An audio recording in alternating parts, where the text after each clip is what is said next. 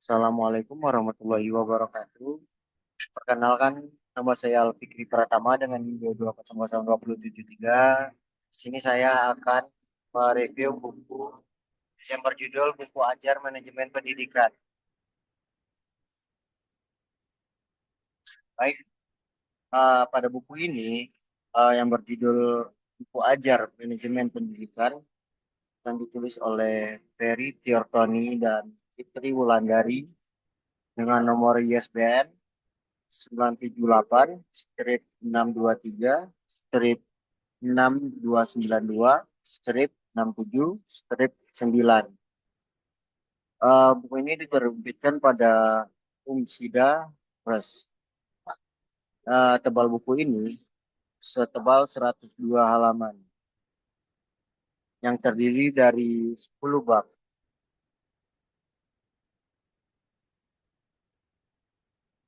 Tentang buku ini, buku Manajemen Pendidikan karya Ferry Tony, MPD, dan Fitri Wulandari, MPD, membahas secara sistematis konsep, prinsip, serta praktik manajemen dalam konteks lembaga pendidikan.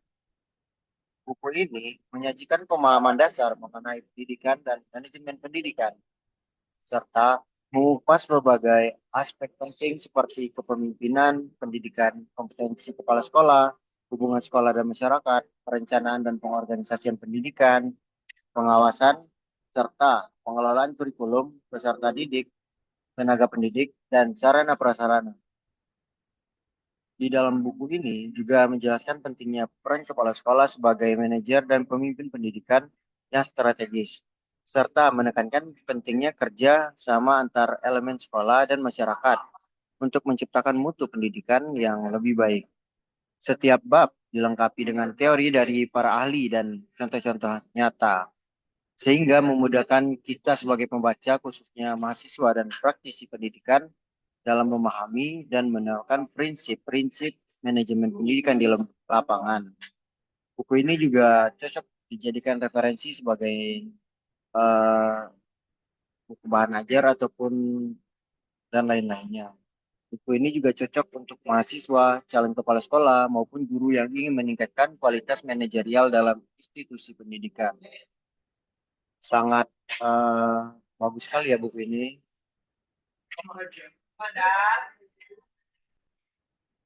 Bab 1 pada buku ini menjelaskan, yaitu membuka pemahaman mengenai konsep dasar pendidikan dan manajemen pendidikan, di mana pendidikan dijelaskan sebagai proses sadar yang bertujuan untuk mendewasakan manusia secara utuh, baik secara intelektual, emosional, maupun moral. Manajemen pendidikan dipahami sebagai upaya sistematis dalam merencanakan, mengorganisasi, mengarahkan, dan mengevaluasi berbagai sumber daya untuk mencapai tujuan dari pendidikan tersebut. Dan dalam konteks ini, peran manajemen menjadi fondasi dalam menjalankan lembaga pendidikan yang efisien dan terarah, serta berdampak langsung terhadap mutu pendidikan yang dihasilkan. Pada bab 2 buku ini, mengulas pada kepemimpinan pendidikan sebagai kekuatan penggerak utama dalam institusi pendidikan. Seorang pemimpin pendidikan dituntut untuk memiliki visi yang kuat dan mampu menginspirasi serta membimbing semua unsur di sekolah. Kepemimpinan bukan hanya soal jabatan, melainkan menyangkut kemampuan menggerak potensi seluruh komponen di sekolah ke arah tujuan yang sama.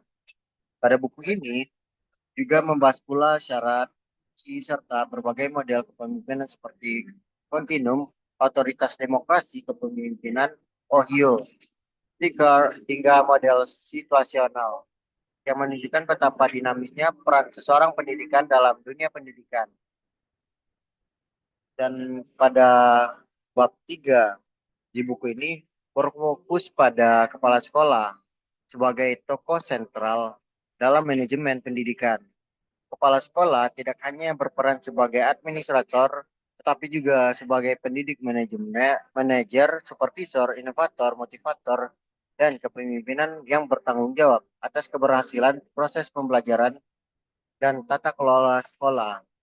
Dalam praktiknya, Kepala sekolah diharapkan mampu menciptakan iklim kerja yang kondusif, membangun budaya sekolah yang positif, serta mendorong peningkatan profesionalisme tenaga pendidikan.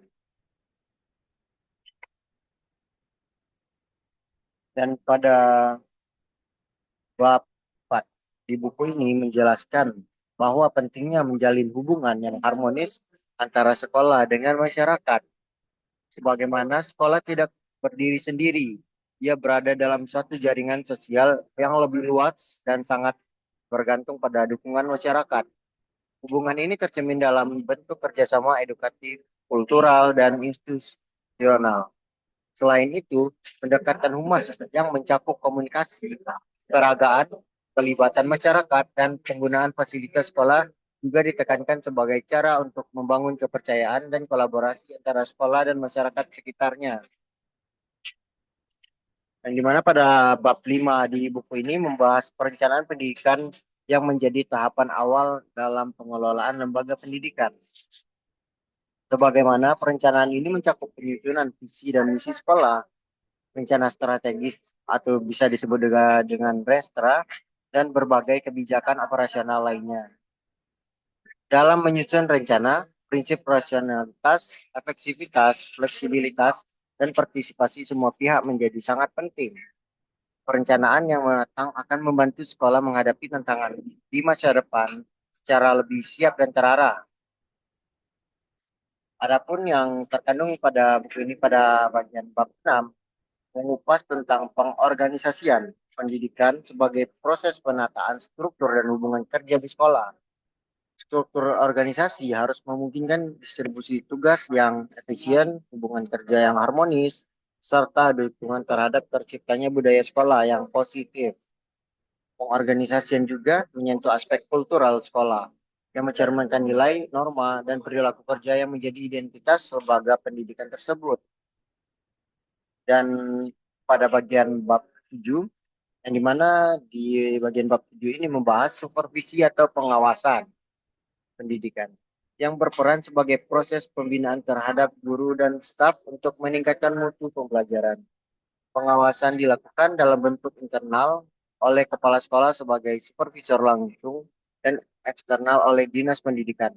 Tujuannya bukan untuk mencari kesalahan, melainkan untuk membantu pengembangan profesionalisme pendidik dan memperbaiki proses belajar mengajar. Dan juga pada bagian bab 7 di buku ini menjelaskan tentang pengelolaan kurikulum yang merupakan inti dari sistem pendidikan. Kurikulum tidak hanya berisi daftar mata pelajaran, tetapi juga mencerminkan arah dan nilai yang ingin dicapai dalam proses pendidikan tersebut, yang dimana pengelolaannya harus mempertimbangkan prinsip, relevansi, fleksibilitas, serta kebutuhan peserta didik dan masyarakat. Kurikulum menjadi alat untuk mengarahkan proses pembelajaran agar tetap relevan dengan tantangan zaman.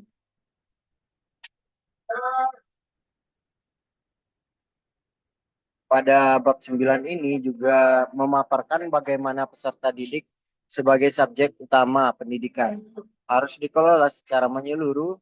Pengelolaan ini meliputi penerimaan siswa baru, layanan bimbingan dan konseling, pencatatan prestasi pelajar, serta pembinaan karakter. Di mana tujuan utamanya adalah agar siswa dapat berkembang secara optimal, baik dari sisi akademik maupun kepribadiannya. Dan pada bab terakhir di buku ini yaitu bab 10, menutup pembahasan dengan topik pengelolaan tenaga pendidik dan kependidikan, di mana guru dan staf sekolah merupakan aset utama yang harus direncanakan, direkrut, dibina, dievaluasi, dan bila perlu diberhentikan secara profesional.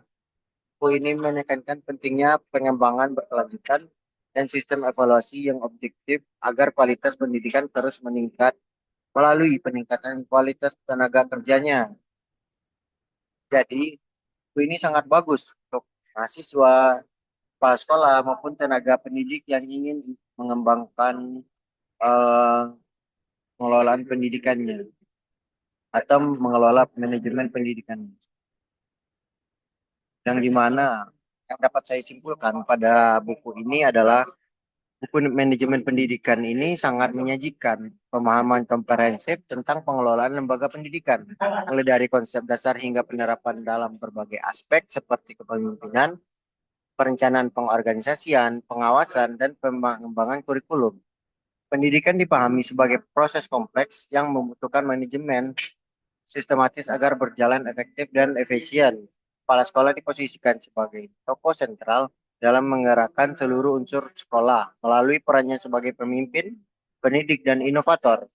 Buku ini juga menekankan bahwa pentingnya hubungan harmonis antara sekolah dan masyarakat karena kerjasama lintas lembaga untuk mendukung keberhasilan pendidikan tersebut. Perencanaan strategis berbasis visi dan misi menjadi fondasi pengembangan sekolah yang adaptif. Di sisi lain, struktur organisasi yang tertata dan pengawasan yang membina terurut mendukung tercapainya mutu pendidikan. Pengelolaan peserta didik dan tenaga kependidikan pun dibahas secara mendalam pada buku ini. Menekankan pentingnya pembinaan berkelanjutan.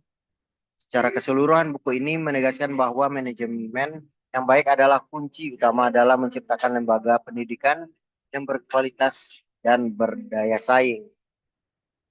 Mungkin hanya itu pembahasan terkait review buku ini. Jika terdapat kesalahan kata maupun kesalahan kalimat yang tidak terdapat pada tempatnya, saya mohon maaf. Saya Alfikri pertama, saya ucapkan terima kasih. Assalamualaikum warahmatullahi wabarakatuh.